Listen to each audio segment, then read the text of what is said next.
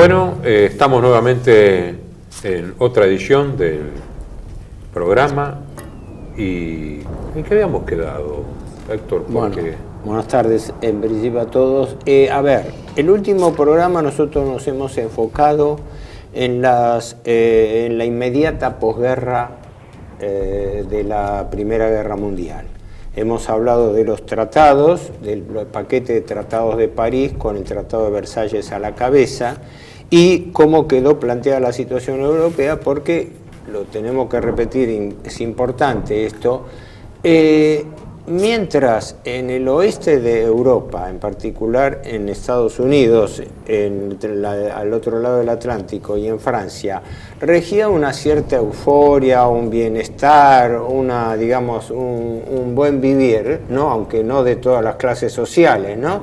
En la Europa centro-oriental estaban a los tiros, por así decirlo, ¿no? Así que hoy la propuesta es tocar en los tres bloques, primero, ¿qué pasó con la Rusia bolchevique? En segundo lugar, la Italia fascista. En tercer término, ¿qué pasó con la Alemania de posguerra durante la República de Weimar bajo el ahorcamiento de las reparaciones, ¿no? Trataríamos de enfocar hoy esos tres temas. No sé si vos querés hacer un introito sobre el tema comunismo. En general, según Mircea Eliade, las relaciones que hay entre cultura, Estado, entre formas sociales y formas políticas siempre tienen en trasfondo alguna connotación de tipo religioso. Y la modernidad presenta una brecha entre lo sacro y la vida cotidiana, ¿no? El ámbito de lo sagrado pasa a ser discursivo, está como postergado, pero hay una necesidad de resacralizar de algún modo ese espacio que habitualmente ha tenido el ser humano respecto de lo trascendente. Sí, bueno, mirá, grandes poetas lo han dicho, ¿no? Es decir, yo cito acá a Hölderlin, pero no es el único. Es decir, la sacralización de la realidad visible, ¿no es cierto?, es algo absolutamente connatural al hombre, y las religiones, bueno, la nuestra principalmente, pero digo, las religiones, todas las religiones sostienen y apuntalan esto. Lo que pasa es que en el caso de las teologías laicas, como creo que a eso apuntás, en el caso de las teologías laicas es la secularización de una idea religiosa, como sucede con el marxismo, con el pueblo elegido, que es el proletariado, que es una secularización veterotestamentaria, y, por supuesto, sería el caso concreto de este marxismo, es decir, donde ese futuro utópico es la búsqueda de la perfección y demás, y el cumplimiento de una misión teológica en la tierra, de una teología, por supuesto, no es solo el marxismo. Este creciente proceso de secularización implica también la sustitución, implica la sustitución de la autoridad de Dios por la del pueblo, la ley, el mercado, la raza, la clase o la ciencia. Hay un mesianismo científico-tecnológico también. Y el Estado, Estado endiosado, el Estado como ante un nuevo altar, que después tengan también raíces, todos tienen de algún modo alguna relegación. La Revolución Francesa ha parido tanto los grandes movimientos de izquierda como de derecha. Eso lo ve muy bien Jacob Talmon, el mesianismo político. Yo quiero, una gran autoridad como es François Furet, ¿no? Dice: tanto el fascismo como el comunismo extraen su fuerza de la misma fuente, la Gran Guerra. Ambos movilizaron las pasiones revolucionarias modernas, la comunidad de combatientes, la igualdad de los hombres, la exaltación del héroe, el odio al mundo burgués y al predominio del dinero, la aspiración de un mundo nuevo y un hombre nuevo. Pero el fascismo señala un camino diferente del comunismo.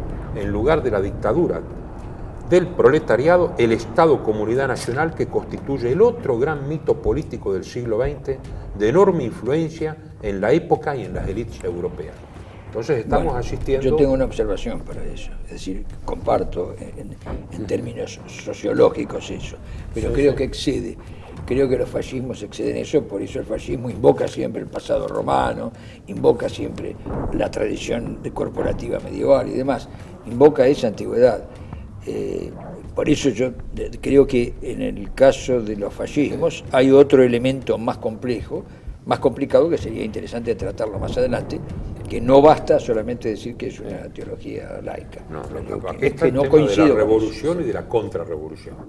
Sí. Porque cuando toma el poder el bolchevismo, con las banderas en realidad de continuidad de la Comuna de París y de los movimientos revolucionarios del siglo XIX, surgen en Europa partidos, ya no gobiernos, sino partidos de masa anticomunistas, que son el fascismo en el 22 y el nacionalsocialismo. Eso que vos señalás es importantísimo. Si bien Gustave Le Bon, cuando habla de la psicología de las masas, ya lo había estudiado, ¿no?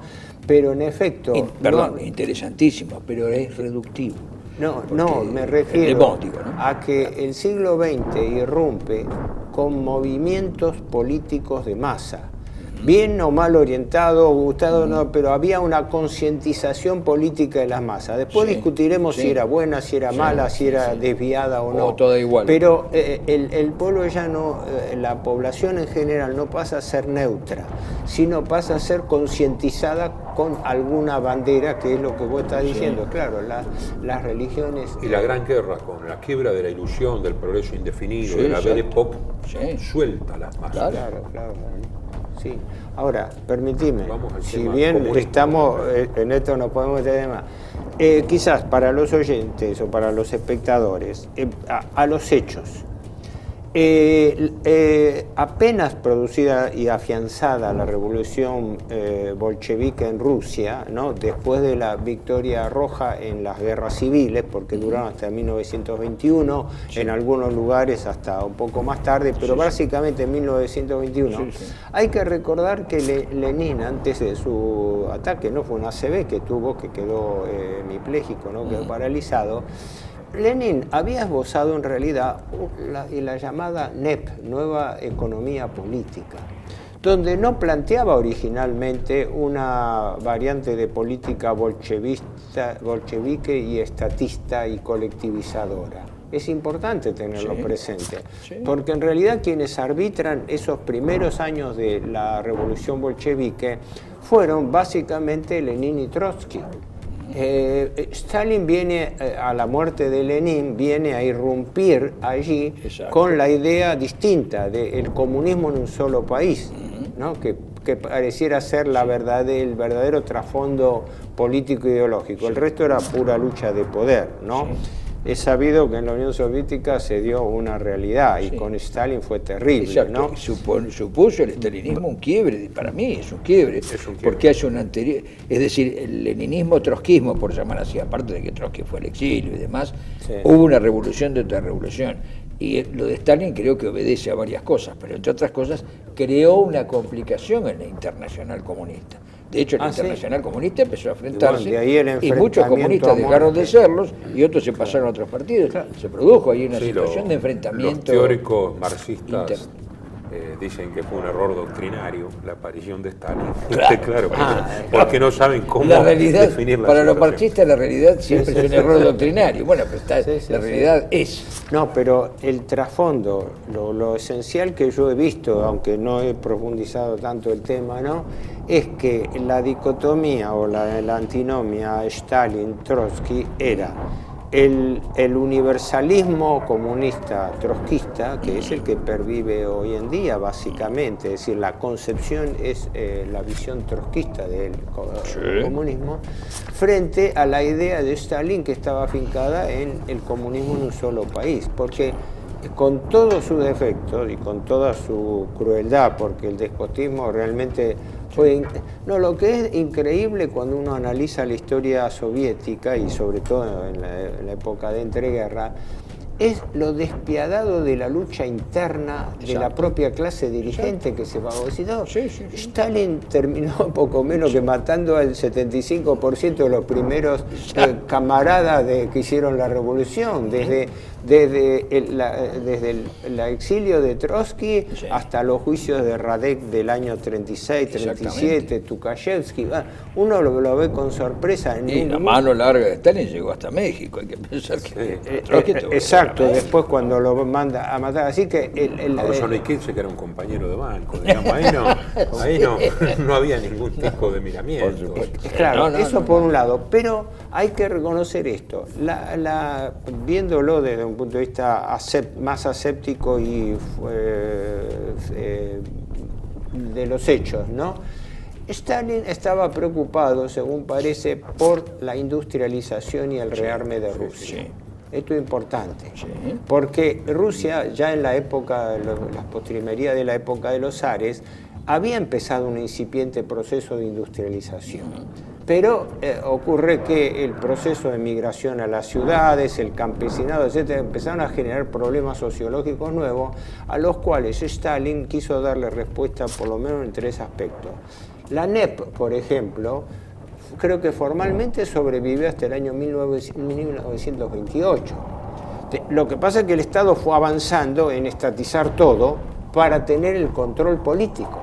Sí. Pero la idea de la NEP era, por eso el famoso apoyo financiero internacional a la revolución bolchevique, porque yo tuve la experiencia personal, lo conocí, lo traté personalmente a Frondizi viejo. Él tenía un importante trabajo y siempre lo citaba sobre la NEP, hablando de que existía una creencia muy equivocada con respecto a lo que fue el sentido de la revolución bolchevique en ese momento. Ahora no me voy a extender por razones de tiempo, pero señalo por lo menos 3 aspectos de la gestión cuando Stalin se afianza y lo desplaza a Trotsky, Trotsky se exilia y bueno, la historia ya sigue otro camino por ese lado. Una es esta que señalaba, la preocupación rusa de la industrialización y eso ligado al rearme ruso. Porque Rusia había quedado desangrada en una guerra civil y necesitaba controlar su territorio. O sea, esto visto funcionalmente, sin juicio de valor a favor o en contra. Ahí justificaría la frase de Horacio, esa, ¿no? De que fue, como dicen los marxistas, Stalin fue un error doctrinario. No, Stalin fue una vuelta brutal, todo lo que vos quieras ser realismo. Aparte su despotismo. Es real político. Por el año 26, quiere la industria, en el año 26 Stalin se da cuenta que la exportación del comunismo ha fracasado en toda Europa. Entonces, como él dice, ¿qué le queda a la revolución? ¿Pudrirse en vida o degenerar un Estado burgués? Claro. Y yo prefiero una tercera alternativa, que es el socialismo en un solo país. Hasta los tuetas, no sabemos lo que es bicicleta financiera. Prefiero el socialismo en un solo país, con un sacrificio enorme de la población, el estajanovismo, ¿no? la producción, el trabajo, pero que salta en la producción de acero enormemente, porque tiene que defenderse además. Entonces, el socialismo en un solo país dice... Acordate la obra de Prokofiev, ¿no? El paso de acero, el ballet del paso de acero. Dice Stalin, el socialismo en un solo país, textual, la posibilidad de resolver las contradicciones entre proletariado y campesinado con las fuerzas internas del país. Que el proletariado tome el poder y lo utilice para edificar la sociedad socialista completa dentro del país, contando con la simpatía y apoyo de los proletarios de los demás países, pero sin que previamente triunfe la revolución proletaria en otros países. En una palabra está diciendo, tenemos que mirar hacia adentro, hacia nosotros mismos. Claro. Y lo defiende, no sé si lo hizo él o si lo hicieron, con la ley de retardo de la conciencia, que en realidad es una vuelta a Hegel. Él dice, existen las cosas y existe la conciencia. La realidad radical es el movimiento, la gente, la masa, la industria, etcétera. Pero se retarda la conciencia al impactar en ella. Hay una ley de retardo de la conciencia. Solo puede prever una conciencia privilegiada, que es la del que gestiona todo. Claro, entonces, el partido es reemplazado por la organización del partido. La organización del partido por el Comité Central. ¿Y quién es el jefe del Comité Central? Stalin. ¿Por qué? Porque se necesita uno solo para decidir. Sobre todo en un país tan vasto como la Unión Soviética. Y lo transforma en una potencia. No internacionalista, sino una potencia más que juegan en el concierto. No nos olvidemos que desde el Soviet de Petrogrado, que es el que pilotea toda la revolución, el organismo bolchevique era colegiado. Y después se acabó el colegiado. Una cosa que quizás complementa lo que decía yo, porque siempre digo que se tres cosas. La primera era la industrialización, la segunda, ligada a la primera, el rearme, que preocupaba a Rusia, y la tercera, la política agrícola, porque Rusia estaba fuertemente necesitada de aumentar la pobreza en Rusia y además la miseria que trajo la guerra civil, la pobreza del campesinado, todo lo que había sido el gran malestar de la época de los zares, lo heredó también el comunismo. Y levantar eso fue una época de miseria, y después siguió también entrada la década del 30. Y ahí es donde se produce la tensión con todo el sector agrícola, que es lo que termina en la represión de los kulaks. ¿Por qué? Porque los campesinos, o los que llamaban ellos los campesinos ricos, los kulaks, empezaron a manejarse, no digo como terratenientes, pero a especular también ellos con su poder político. Entonces, por ejemplo, retenían cosecha, lo cual encarecía los alimentos en la Rusia soviética.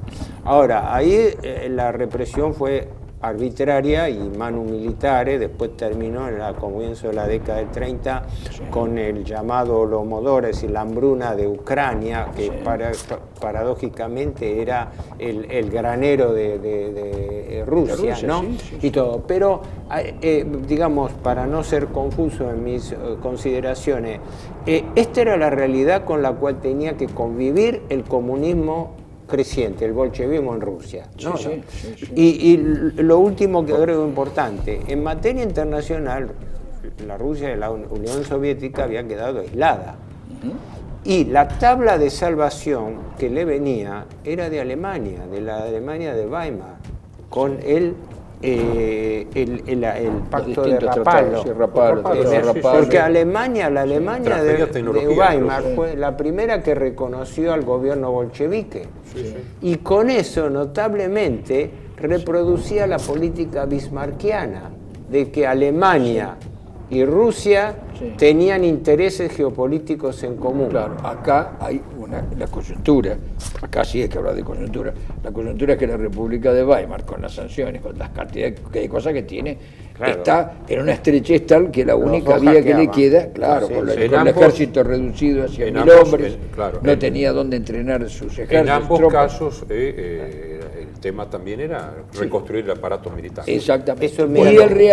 Y el realismo de Stalin, que lo lleva después, para cerrar este bloque, seguramente están ahora cerrando, un sacerdote católico muy conocido, un sacerdote nacionalista muy conocido, el padre Julián Membriel, dijo en los años 40, después de haber escrito en los años 30 de que la revolución comunista tenía su centro en Moscú, de pronto dice, no, la revolución comunista ya no opera desde Moscú, opera de otro lado, pero de allí no, porque se ha convertido en un paneslavismo que usa el comunismo como una cuestión nacional. Entonces dice, sigue siendo comunista, pero ya no quiere la revolución mundial. Un nuevo zar rojo.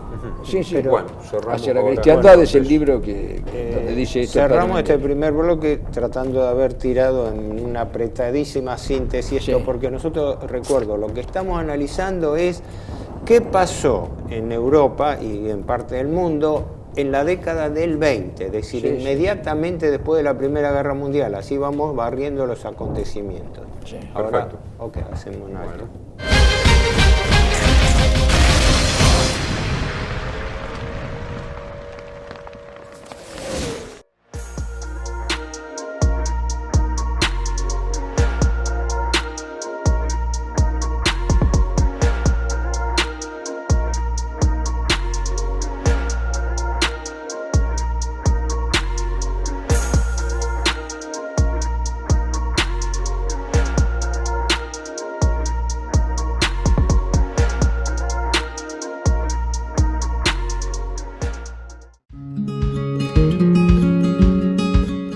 Residencia de Los Ángeles es un hogar para adultos mayores habilitado en la ciudad de Buenos Aires, cuyo objetivo es la atención y cuidado de pacientes de la tercera edad. Más de 30 años de experiencia nos respaldan. Trabajamos con dedicación para cuidar a nuestros abuelos y así ofrecerles la felicidad y comodidad que ellos merecen. Estamos en el barrio Villarreal, pasaje Francisco Bauzá 2372, casi esquina Tinogasta. Comuníquese con María al 11 61 70 45 38. Los esperamos.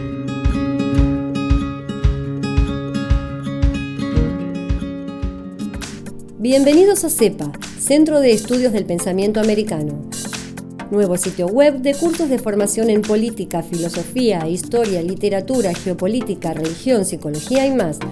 Cursos de formación que reflejan el verdadero pensamiento americano. Lo invitamos a elegir el curso de su agrado ingresando en www.cepa.la.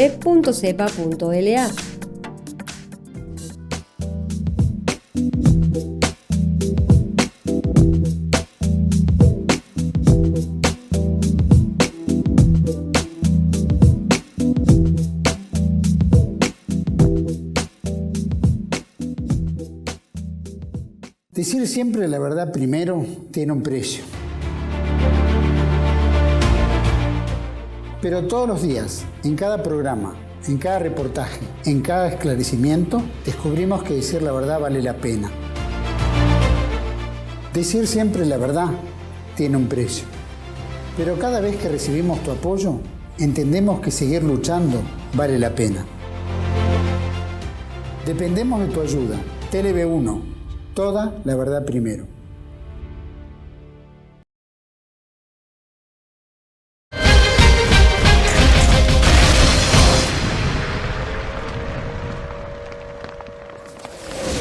Bueno, continuamos con un segundo bloque y ahora con el advenimiento del fascismo en Italia en 1922. Acá hay que decir algo. Stuart Wolf, en su libro sobre el fascismo europeo, que en realidad es una compilación de varios autores, Nolte y otros, dice que hay términos... Perdón, pongamos los nombres bien notoriamente marcados, Nolte, porque si no después... Ernst Nolte es uno de los más grandes Ernst Nolte, para que la gente diga, ¿qué es esto? ¿No? Sí. Nosotros barajamos a veces nombres que por ahí pero lo hemos mencionado antes. Sí. Dice Wolf que hay conceptos que debían ser retirados del léxico habitual. Fascismo, comunismo, democracia, radical, porque ya no responden a lo que etimológicamente y en origen hoy significan. Dice eso, eso lo dice a principios de los 60. Sí, por eso sí. Referido a que hoy no podemos aplicar hay un uso de los términos que desde el punto de vista del historiador y del cientista político y del sentido común no pueden ser utilizados. Claro. Sobre todo cuando estamos hablando de fascismo, que cualquier actitud autoritaria, cualquier actitud violenta es fascista. Que lo vemos cotidianamente en un periodismo de dudosa clase, ¿no? Eso. El fascismo, para la definición de Renzo de Felice, es un fenómeno histórico, circunscripto temporalmente entre las dos guerras mundiales, sociológicamente de clase media, una clase media encastrada entre un conservadurismo y una monarquía y la asonada de un proletariado comunistizado, y geográficamente limitado a Europa, especialmente Europa occidental, es decir, donde hay sociedad de masas porque hay movilidad social y hay industrialización. No se puede hablar de fascismo propiamente dicho, aunque haya connotaciones respecto de la reivindicación de lo nacional y de la tradición en otros movimientos, no se puede hablar de fascismo en Guardia de Hierro, de fascismo en Geisel o Videla, digamos, o en cualquier autoritarismo. Pero es que no es un fenómeno de donde hay una industrialización. Tampoco Franco. Franco no es fascista. Solamente hay dos gobiernos que han llegado al poder que se pueden llamar fascistas. Fascismo propiamente dicho o histórico, en Italia en 1922, y el nacionalsocialismo en Alemania en 1933. Hay un fuerte fascismo en Francia, hay un fascismo en Inglaterra, hay un fascismo en sociedades industrializadas y modernas. Es un fenómeno propio de la modernidad. Entonces, ya hecha esta, digamos, aclaración, podemos hablar de fascismo propiamente. Yo quiero hacer una observación, es decir, no coincido con esa definición en su totalidad, sino parcialmente. ¿Por qué? Porque creo que esa definición, muy bien formulada, es una definición de tipo fenomenológico, que no va a la esencia del problema. Creo que no va a la esencia del problema. Por esta cuestión, creo que es un fenómeno muchísimo más complejo Por eso es que, supongamos, movimientos que nada tienen que ver con la industria y demás, como la Guardia de Hierro rumana o el nacional sindicalismo español, o el movimiento rexista en Bélgica, son denominados fascistas. En este caso no creo que haya un abuso del término. Si hay un abuso del término, cuando yo digo Pinochet es fascista, Franco es fascista, ahí sí hay un abuso del término, o con cualquier dictadura fascista, porque entonces se convierte la palabra fascismo en un arma arrojadiza que ya no significa nada. Pero esta acotación, muy bien hecha, es lo fenomenológico. Después yo creo que hay otra cosa, que habría que ver la esencia del fascismo, un tema muy interesante para estudiarlo, para ver qué significó y qué pasado evoca. Porque el pasado que evoca, creo que lo industrial es lo fenomenológico. Invoca una espiritualidad evidentemente muy antigua, ya que Mussolini habla de la Roma antigua y de las corporaciones medievales, y el mismo Renzo de Felice, muy inteligentemente, dice que en el caso del nacionalsocialismo, que sí sería un fascismo, según esta definición fenomenológica muy bien formulada, es el movimiento más conservador que jamás haya existido en la humanidad, ya que quiere volver atrás de la reforma y la contrarreforma hacia la Edad Media y la Antigüedad clásica, y luego, ¿cómo se llama?, germánica, con el tema de la raza. Sí, pero bueno, pero están a la vanguardia del movimiento científico. Pero a la vanguardia del movimiento científico. Lo que tiene que ver el modernismo reaccionario. Yo creo que es mucho más complejo, pero por eso, estas son definiciones que en términos de ciencia política son válidas, porque si no es lo mismo que una edad contemporánea. Bueno, Napoleón es contemporáneo nuestro, tan contemporáneo, es decir, nosotros tenemos que tener conceptos dentro de lo que es las ciencias sociales, como para poder estudiar un fenómeno. Por eso dije, fenomenológicamente es válido esto, pero para la ciencia cuenta.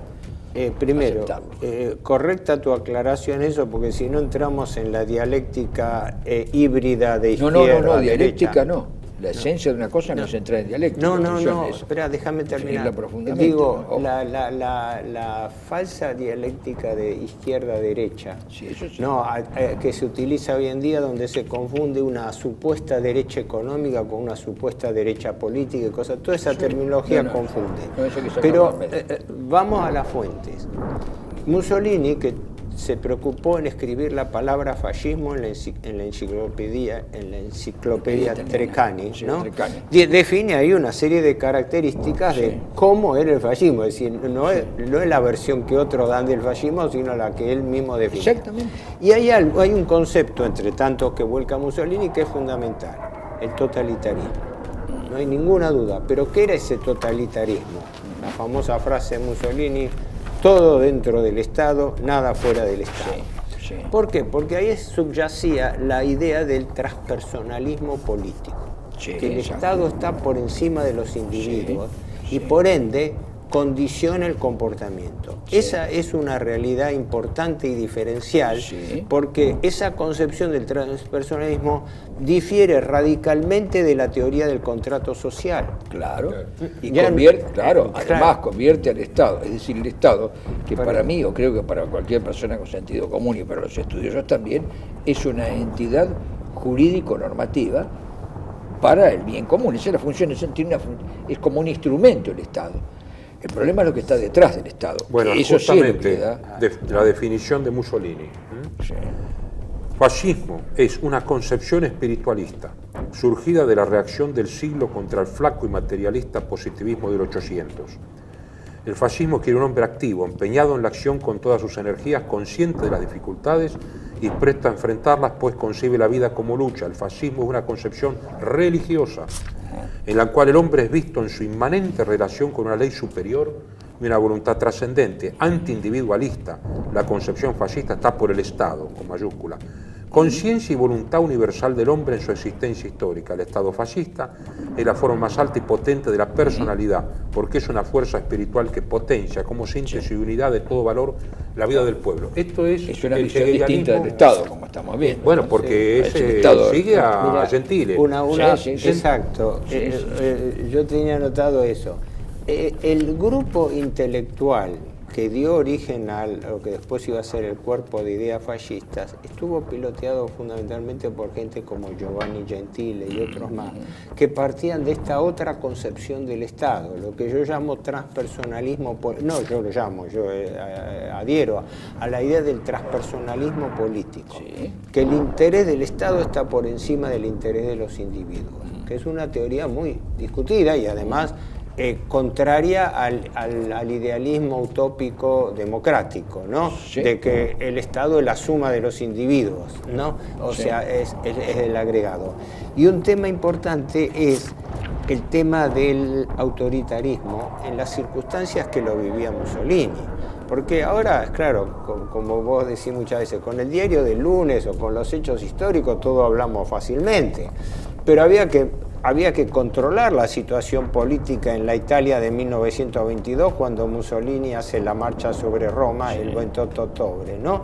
Es decir, hay que poner el cascabel al gato, que quería decir concretamente que de la frustración de la guerra, de los daños de la guerra, de la frustración de los tratados de la Conferencia de París, donde el primer ministro Orlando se retira ofendido porque a Italia la traicionan, porque la habían poco menos que sobornado con una serie de concesiones territoriales, y cuando llega el momento le hacen una especie de corte de brazo y le dice estos territorios sí, no son de ustedes. Poniendo medio millón de bajas. Esa es la circunstancia, digamos, anímica. La imposibilidad del gobierno Giolitti de controlar la situación, sí, o sea, se había producido un vacío de poder, entonces no era se necesitaba alguien que tomase decisiones. Sí.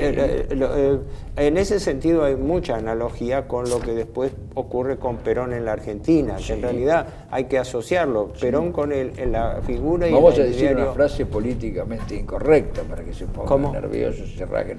Vamos a decir una frase políticamente incorrecta. Sí. En realidad, el 28 de octubre de 1922 nace la tercera posición internacional. Ah, sí, bueno, hay muchos que lo Por eso lo conviene admiten. ligar esto que acabo de decir con la definición de Mussolini en un libro que además es de época, de 1928, y creo que no tiene reedición, que se llama Coloquio con Mussolini, de Emil Ludwig. La entrevista que le hace. Sí, la larga entrevista. Sí. Él dice, cuando se le pregunta, dígame, ¿podría usted definir el fascismo? Lo que hace en la enciclopedia Treccani es ampliar este concepto, bueno, naturalmente. Pero lo define en una sola frase. El fascismo es unir directo a las cosas y llamarlas por su nombre. Esa es la definición que da Mussolini.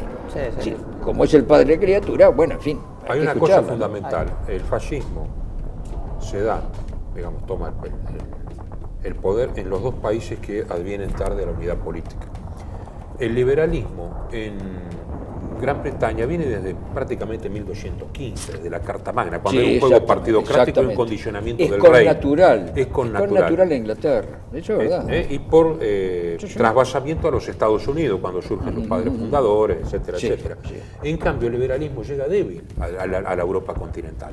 Y más en países que no tienen una gran unidad política. Sabemos lo que pasa con los Hohenstaufen, digamos, en Italia, en la península italiana, en Alemania, con las guerras de religión, con todo. Entonces, hay una necesidad de coagulación nacional. Que en el caso de Italia, Gentile lo define como risorgimento y antes renacimiento y después fascismo. Hay, como ellos llaman los hegelianos, un desenvolvimiento del Estado para alcanzar su unidad y su plenitud, que empieza en el Renacimiento con Maquiavelo, digamos, con la unidad política, la necesidad de un ejército nacional, etcétera, etcétera, el príncipe como conductor, y que va a culminar con el fascismo en el siglo XX. Pero tomando a Maquiavelo, es decir, no en el sentido vulgar y correcto, no, en el sentido real político. En el sentido real político. El llamar a las cosas por su nombre. Si esto es así, este es un vaso y es un vaso. En estos procesos es cuando se produce el estadista. El estadista es para mí, la combinación entre el conductor político e ideológico, el que viene con un esquema mental, que era el caso de Mussolini y que también, le guste o no guste, fue el caso de Perón en la Argentina, ¿no? Cuando el conductor político es a la vez un hombre que ha bajado una doctrina, que ha bajado un esquema. Un esquema que tiene que coincidir, bueno, ya que lo citamos al peronismo, digamos, la palabra comunidad organizada en el peronismo no es cualquier aglomeración humana, o cualquier habitante de un lugar. Yo me voy a vivir a Sudáfrica y soy un habitante de Sudáfrica, pero nada tengo que ver con Sudáfrica, ni para mal ni para bien, ¿no? Cuando uno busca en dos palabras una idea diferencial, corporativismo. El corporativismo era la alternativa entre el capitalismo, tanto económico como financiero concentrado, sobre todo en los países sajones, y el colectivismo soviético, bolchevique. Buscaba la síntesis entre los intereses del capital y del trabajo. Pero acá comenté que hicieras una aclaración.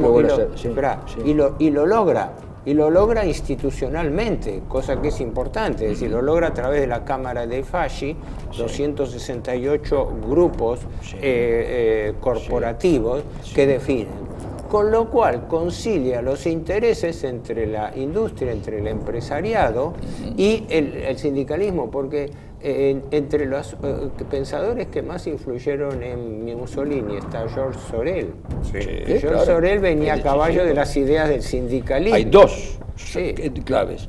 George Sorel y Vilfredo Pareto, uno que venía no se llamaba marxismo, el maximalismo, de socialismo, George Sorel, y otro que venía del liberalismo económico, Vilfredo Pareto, ambas hacen la relación. Claro. Exactamente, pero acá, claro, por supuesto, pero me escapó una cosa que quería decir, ya la recordaré, que venía muy bien a lo que vos estabas diciendo, ¿no? Yo vuelvo. Hay una cosa muy importante, ¿no? Que se da en Mussolini, no solo Mussolini, que es la nacionalización del socialismo, porque él viene de un socialismo radical, un socialismo muy duro. Es un hombre que festeja el atentado al Teatro Colón, en la Lotta di Classe, en el periódico boloñés, del socialismo más duro. Lenin dice que es un revolucionario, lo elogia. Cuando crea el fascismo, dice cómo han dejado escapar este talento, le dice Lenin a sus colegas, ¿no? Y se dan cuenta de que el internacionalismo no va. Hay que adjetivar nacionalmente las conquistas sociales, los logros y la propia revolución. Por supuesto, por eso, ahí me acordé. Por eso, cuando uno dice lo del corporativismo, como lo nombraste muy bien, que es la forma técnica y correcta de decir las cosas, hay ojo con lo que llamamos hoy corporaciones. Lo que llamamos corporaciones son mafias internacionales. La terminología manipulada. La terminología norteamericana, aclarémoslo para los espectadores, nada que ver. Lo que ellos llaman el corporativismo se refieren al poder empresario. El corporativismo fascista era la simbiosis o la coordinación entre intereses del empresariado y el sindicalismo. Todos los fascismos lo que desde su propia carta orgánica pretenden es justamente conciliar la lucha de clases, lograr la unidad por encima de la lucha de clases. Me adelanto y en parte también por la cita de Lenin y otros. Una vez me llamaba la atención la cantidad de elogios que había recibido Mussolini desde el momento de su asunción, porque puso orden en Italia.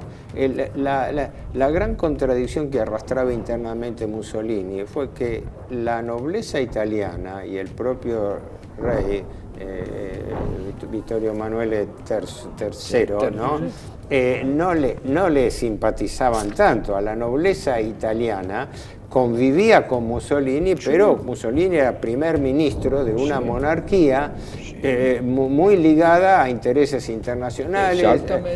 Cuando empieza, después lo vamos a ver en la década del 30, ¿no? Cuando empieza el tema de que se desarrollaba la supermarina, pero resulta que parte de la oficialidad naval estaba ligada también al almirantazgo británico, por así decirlo. La Segunda Guerra pero lo mostró. No nos adelantemos a eso. Yo lo que señalaba es esto.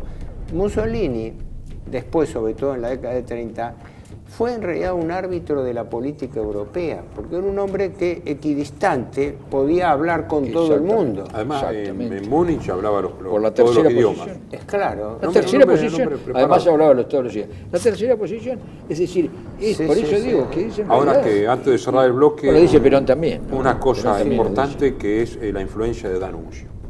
D'Annunzio crea la República de Fiume y crea una liturgia que justo coincide, digamos, con ese estado de ánimo crítico, que es justamente las adunatas y el saludo. Brazo en alto, el saludo con la daga, los discursos de noche, que Mussolini, la logia D'Annunzio coincide eso, D'Annunzio es un prefascista. Claro. Es muy importante ese aporte. Exacto, porque muy bien lo de D'Annunzio, mira, me había olvidado, lo de D'Annunzio es la representación teatral, pero no en el sentido despectivo, en el sentido de que una representación... De exterioridad. De exteriorizarlo, de hacer público algo cuyas raíces se remontan muy atrás.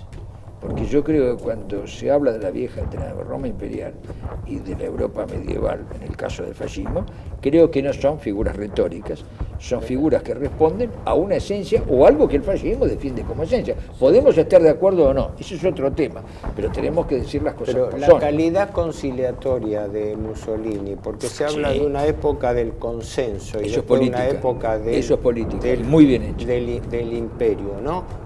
En la década del 30, pero hay un factor importante, la capacidad que tuvo para cohesionar los distintos intereses de Italia, y el paradigma de eso fueron los pactos de Letrán. Justamente, las relaciones con la Iglesia, un país católico. Al próximo programa. Bueno, pues ya tenemos que con esto terminar el bloque. Pues, okay.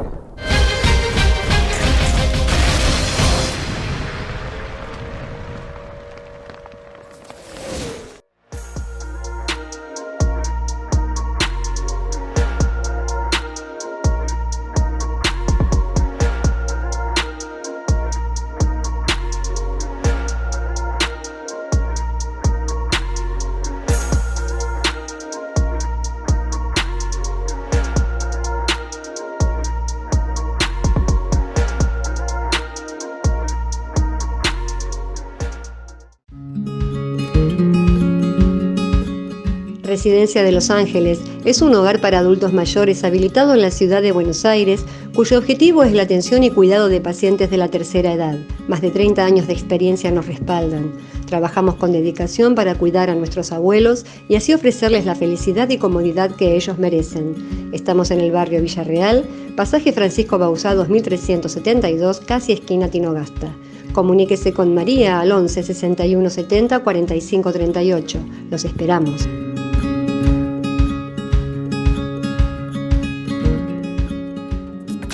Bienvenidos a CEPA, Centro de Estudios del Pensamiento Americano. Nuevo sitio web de cursos de formación en política, filosofía, historia, literatura, geopolítica, religión, psicología y más. Cursos de formación que reflejan el verdadero pensamiento americano. Lo invitamos a elegir el curso de su agrado ingresando en www.cepa.la.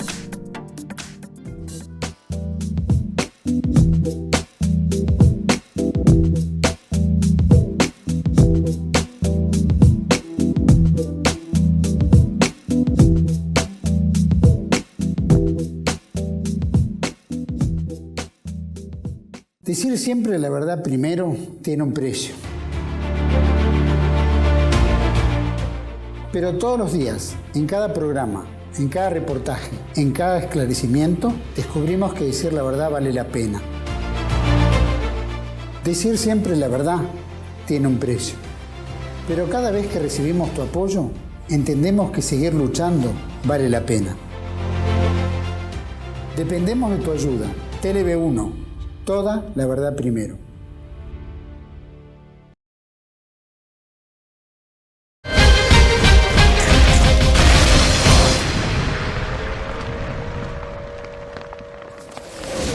Bueno, en este tercer bloque vamos a atacar el tema de la República de Weimar, donde se produjo también, o se estaba produciendo, un fuerte cambio tanto político, ideológico, como económico-financiero. Recordemos, Conferencia de París, 1919-1920, donde se determinan los grandes tratados de paz con las potencias centrales vencidas. El más importante de ellos fue el Tratado de Versalles contra Alemania. Y dentro de eso, el capítulo 8 de reparaciones, que comprendía, sobre la base del artículo, era el 231, ¿no?, de culpabilidad alemana de la guerra, se establecía un nivel de reparaciones perfectamente impagable por parte de Alemania como país vencido. Esto es una realidad. Sí. A mediados por eso, discúlpame la interrupción, sí, por supuesto, pero para afirmar lo que estás diciendo. Sí. creo que lo hemos dicho en otro programa anterior, si lo dijimos pido disculpas, pero ¿se puede hablar de un tratado de Versalles o más bien habría que hablar de un dictat? No, el dictat, bueno, vale la pena, es oportuno señalarlo. La palabra dictat, dictado, no fue figurativa, fue real.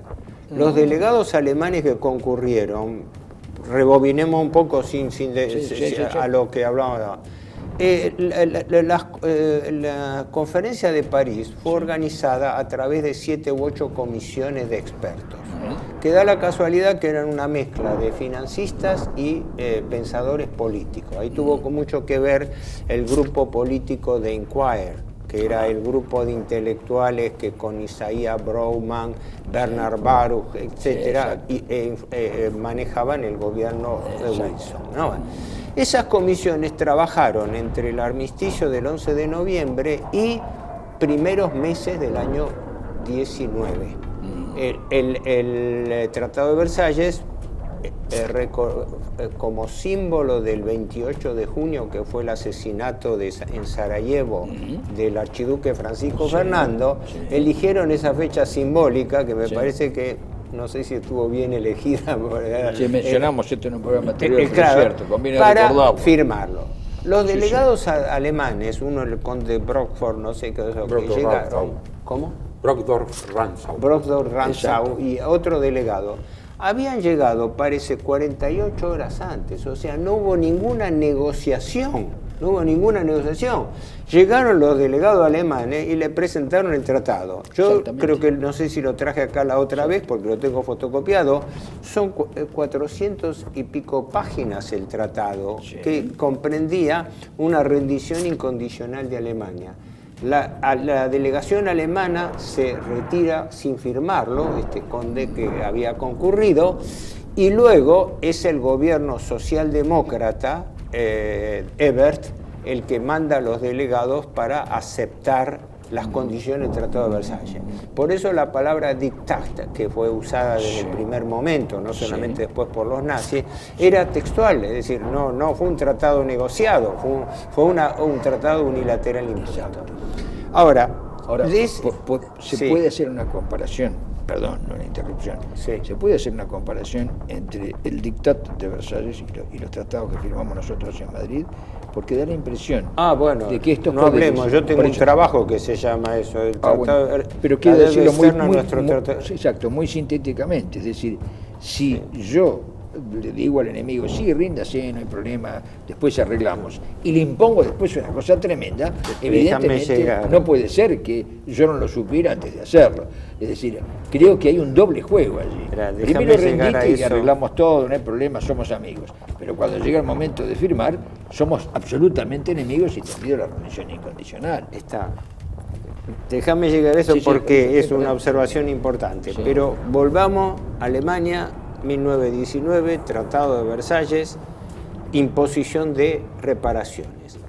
Lo notable es esto: cuando se firmó el Tratado de Versalles no estaban cuantificadas las reparaciones. No. El armisticio ya fijaba condiciones demoledoras. Alemania, aparte de haber tenido que entregar la flota, que la hunden en Scapa Flow para no entregarla, pero tuvo que entregar la flota mercante en casi su totalidad. Tuvo que entregar miles, no sé si eran 10.000 locomotoras y vagones de trenes. O sea, había pagos en especie que llevaban, comprometía la producción de carbón, parte de acero. No nos olvidemos que no se recuperó, perdió Alsacia y Lorena, Alemania, con lo cual perdía el carbón y el acero de esa zona. Perdía también el Sarre, que el Sarre quedaba madera y ganado tuvieron que entregar, alambradas, postes de telégrafo. Una cosa que nunca se había visto. Pero por eso, este inventario es importante por lo siguiente, porque le iban a caer reparaciones financieras en un país que había sido desarticulado económicamente con sus recursos básicos, porque perdía el carbón y el acero de Alsacia y Lorena, perdía la administración, porque la administración del Sarre por 15 años quedaba bajo la Liga de las Naciones. Exactamente. Pero el carbón era explotado unilateralmente por Francia. Ah, claro, sí. En el este le quitaban la cuenca carbonífera de la Alta Silesia en favor de Polonia, con lo cual se quedaba sin el carbón de Polonia. Incluso las rentas aduaneras se perdían. Por ejemplo, se internacionalizó la ciudad de Danzig, ¿no? Sí. Que le hacía perder las recaudaciones aduaneras. Entre las imposiciones del Tratado de Versalles figuraba también la contribución que Alemania hacía de sus rentas aduaneras y un detalle importante, de los ferrocarriles alemanes. Los ferrocarriles alemanes, que eran altamente eficientes y pese a toda la entrega de material, la empresa estatal, porque eran estatales alemanas, como era altamente eficiente y rentable, estaba sometida específicamente a un pago de esa cuota de reparación. Ahora bien, el Tratado de Versalles no fijó un quantum. El quantum se fijó después. Hubo una conferencia en Génova en 1921. Recién en 1921 se definió que las reparaciones monetarias eran de 132.000 millones de marcos oro, que equivalían, según parece, a unos 33.000 millones de dólares de la época. Que, como señalaban en Estados Unidos, era el triple de lo que habían calculado en el gobierno Wilson al momento del armisticio. Que se había pensado en una reparación del orden de los 10.000 millones de dólares y cuando se fijó... No, es increíble. No, por eso. Las condiciones eran... bueno, fue la Pax Cartaginesa de la cual habló. Yo no sabía que es un concepto de Keynes. Keynes habla dice que Keynes renuncia, ¿no? A su cargo en la tesorería británica. Las consecuencias económicas de la paz. Y dice, no hay esperanza de producir una modificación sustancial en el borrador del tratado. Dice, la campaña para asegurar que Alemania pagaría todos los costes del conflicto es uno de los puntos más imprudentes por los que nuestros representantes son responsables. La paz cartaginesa podría afectar al continente entero, ya que la reparación económica excede la capacidad de pago por parte de Alemania y se pensó solamente para destruir la economía y el comercio germano. Bastante valiente, ¿no? No, pero el libro de Keynes, las consecuencias económicas de la paz, es demoledor, porque aparte hay que, bueno, para no desviarnos, porque si no, no vamos a llegar a tiempo a ver la reparación en sí misma, pero viene porque Inglaterra no compartía el revanchismo francés de Clemenceau y después de Poincaré, porque el gobierno francés, empeñado no solamente en humillar, sino en destruir la economía alemana, entraba en conflicto con Gran Bretaña. Hasta previo a la Primera Guerra Mundial, el principal socio comercial de Inglaterra era Alemania. Claro. Y Keynes lo advierte eso, diciendo, si condenan a Alemania a la ruina, van a afectar, él creo que ponía la comparación, va a empezar el desempleo en Inglaterra como efectivamente empezó. Y lo agravó Churchill cuando trata de volver al patrón oro y todavía impone una política recesiva, con lo cual, por eso después Keynes escribe, parafraseando el título, las consecuencias económicas de Mr. Churchill, en 1925. O sea, primero denunció el tema de Versalles y después... Pero si puedo apretadamente seguir, ¿qué ocurre? Alemania imposibilitada de pagar, la inflación creciente, que era un fenómeno en toda Europa, pero en Alemania se empieza a desbocar. Ya Alemania había emitido mucho dinero para financiar la guerra, porque emitió más dinero que deuda. En cambio, los países aliados se endeudaron con Estados Unidos. Por eso estaba el problema que hemos hablado de las deudas interaliadas. Sí, señor. Bueno, ahí se creó el problema básico, que era que a su vez Alemania tenía que cumplir con esas reparaciones, porque con esas reparaciones, a su vez Francia, Inglaterra y otros países devolvían parte de los empréstitos venidos de Estados Unidos durante la guerra. Pero ¿dónde estaba el nudo de la cuestión? Que Alemania tenía que pagar cada vez más dinero con menos recursos de la economía para sostenerlo. Entonces era una ecuación imposible. Era una ecuación imposible. Por eso la oposición británica y también norteamericana, que los norteamericanos estaban aprovechando a hacer inversiones en Alemania, porque como ocurre ahora en la Argentina... Conviene hacer una observación de tipo histórico y político. Sí. Es decir, es evidente que vos estás mostrando, en forma técnica y demás, una tragedia. La tragedia que las deudas externas, inducidas y creadas, son nada más que para destruir y arrasar a los países, para que no quede nada. Cuando lleguemos, el símil de las deudas externas del mundo de hoy está tomado del modelo de Versalles. Yo escribí al respecto, la deuda externa, nuestro Tratado de Versalles, con la típica, la pinza. La deuda externa, es decir, el vaciamiento financiero, y la otra cara de la pinza, el desarme militar. Exacto. Que fueron las dos para evitar la reacción. Ahora bien, ¿qué ocurre? Para evitar la reacción. Ahí está. Claro. ¿Qué ocurre? Cuando Alemania empieza tanto el desorden político que hemos visto, no podía controlarse la situación interna, Cuerpo Franco, una situación política y social desquiciada porque no acertaba a tomar control en un país que se volvía a desarmar entre sus länder, porque las revoluciones en Múnich, por ejemplo, también habían sido en otras ciudades de Alemania, tendían a separarse. Incluso el Centrum, el partido de centro católico, que dirigía después von Papen, estuvo en su momento imputado de ser muy francófilo y hasta haber pensado en un separatismo de la Renania, formando una suerte de Estado independiente. Bueno, se complica al extremo. Dentro, como dice, sobre mojado llovido.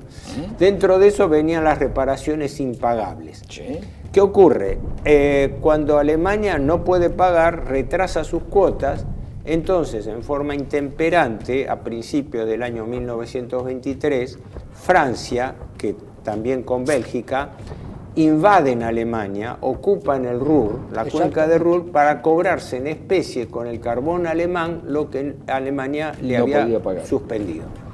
Entonces, eso agrava la inflación alemana porque el gobierno alemán, por un lado, no es que invoca formalmente, pero concede lo que se llama la resistencia pasiva, la huelga general para no producir para los franceses ocupantes que mandaron las tropas. Pero simultáneamente el gobierno alemán empieza a imprimir terriblemente porque tenía que subsidiar a todos esos millones de trabajadores sin ingresos, porque tenía que sostener. Ahí es donde se empieza a disparar incontroladamente la inflación, porque era... Además las pensiones de guerra, pensemos la cantidad de viudas y los mutilados. Por eso ya traía un proceso inflacionario, pero lo que revienta y descontrola todo... Están las fotos de los mutilados de guerra con uniformes y con condecoraciones pidiendo limosna en la calle. Sí. Por eso la pobreza, el desquicio que había era, pero digo, lo que descontrola la inflación es que el gobierno alemán tiene que empezar a imprimir dinero sin respaldo para poder sostener a toda la masa pasiva de un país parado por el estrangulamiento económico. Entonces, ¿qué ocurre? Frente a eso se produce una bancarrota del Estado alemán. Entonces ahí cambia el carácter de las reparaciones, porque entonces interviene la banca norteamericana, piloteada por la banca Morgan. Y en el año 1924,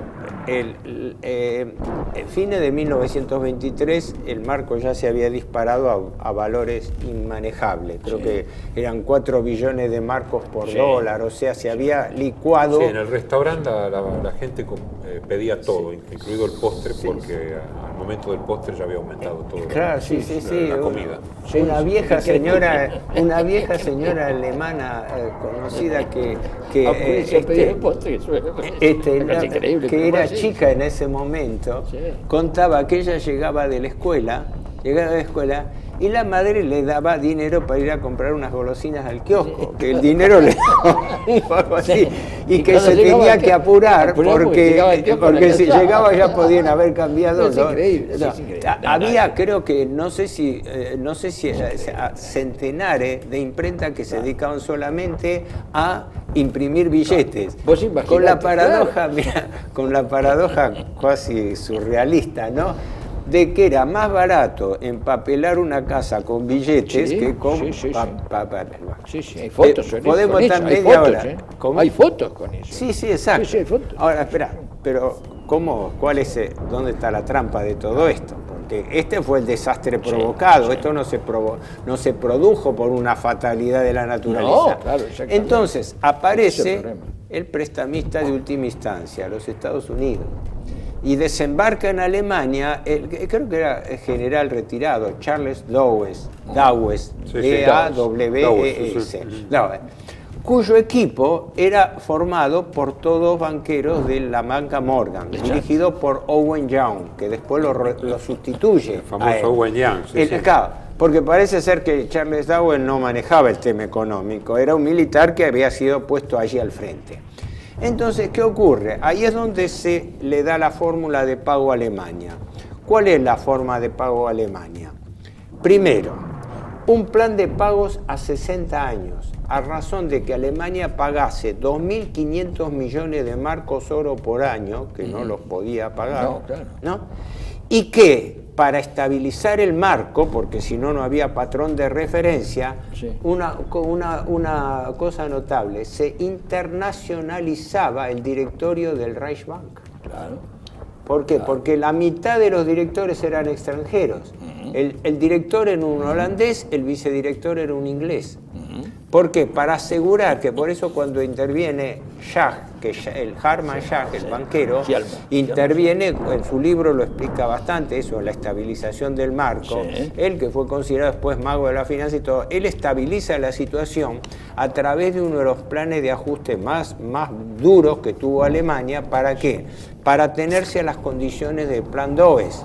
El plan Dawes era un plan para pagar, como ahora las reestructuraciones de guerra, todos los megacanjes que están de deuda, todas las megacanjes que están haciendo los países, cumplen ese modelo. Ese modelo estabilizan la moneda para poder tener un patrón de referencia de pago, porque si no, ¿con qué moneda iba a pagar Alemania? Y el plan Dawes consistió en darle un préstamo a Alemania de 800 millones de dólares. ¿Para qué? Para que Alemania no interrumpiese los pagos de reparaciones.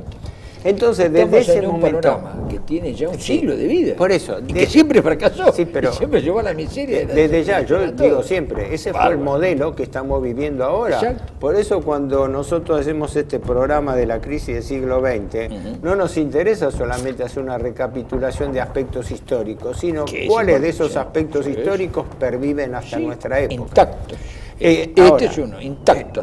Por eso. Ahora, redondeando. Y además otra cosa, los fracasos no lo afectan, fracasa y vuelve a existir. También. Por eso sería interesante un día sacar el currículum y las tesis de los premios Nobel de Economía y ver si no son, en realidad no reciben el premio Nobel porque inventan una vuelta de tuerca más. Se nos va a ir el tiempo. Yo quiero redondear esto. Ya tenemos que tenemos que ir cerrando. Simplemente va a quedar pendiente. El plan Dawes fracasa o tiene éxito según cómo se vea. Fracasa porque Alemania no lo puede pagar, pero tiene éxito para los banqueros internacionales porque como Alemania no tenía plata, todo lo que pagaba lo pagaba a costa de refinanciar empréstitos norteamericanos. Y entonces desde el 1924 hasta 1929, que es cuando se produce el crack, lo que paga Alemania es menos que lo recibió de deuda. O sea, se endeudó más de lo que pagaba. Claro. ¿Por qué? Porque la masa, que no sé si era equivalente en ese momento a 10.000 millones de dólares, esto lo cuenta también Aldo Ferrer en su libro La deuda externa, cuando menciona que, él lo menciona como algo práctico, constructivo, es decir, se paga la deuda con deuda. Entonces, los banqueros norteamericanos le prestaban a Alemania al 7% de interés, que en ese momento eran tasas altísimas. La del Plan DOES eran 7%, y por 70 años, contra pago de intereses de 2.500 millones por año, ¿no? Le prestaban dinero para que a su vez Alemania con ese dinero le pagaba a los países vencedores, y los países vencedores con ese dinero le devolvían los préstamos a la banca, y la banca entonces volvía en el círculo vicioso perfecto a rodear. En realidad, podés decir así, en realidad no era ningún negocio para ningún país, era solamente un negocio para la banca. Nada más. No obstante, por lo que parece, el préstamo de entre 8 y 35 billones que recibe Alemania entre 20 y el 31. 8 y 25 billones. Bueno, hay entre que ver 8 y 35 billones, pesos, pero costea 21 billones. Es decir, que de alguna manera se las ingeniaron para modernizar la industria, y como la industria no había sido afectada, por eso en la Segunda Guerra la preocupación principal es destruir la industria. La estructura estaba Ahora, déjenme terminar dos palabras como termina la historia, aunque hipersintética, porque no hemos hablado de los aspectos políticos, la crisis que se daba paralela. El plan de hoy fracasa, como fracasan todos los planes para aguantar, y en el año 1929 tienen que hacer borrón y cuenta nueva, y entonces Owen Young, el segundo de DOES, lo reemplaza y se hace el nuevo plan. El plan DOES, que alivia de 2.500 a 2.000 millones de marcos oro alemanes por año a pagar hasta el año 1988. Claro, que se corta con el advenimiento una locura, del Reich. Que a los pocos meses se interrumpe por lo que vamos a hablar en el próximo capítulo, que es el crack del 29, que es cuando todo esto se desarticula, no solamente para Alemania, sino para el mundo entero, ¿no? Muy bien, entonces nos vemos en el próximo capítulo.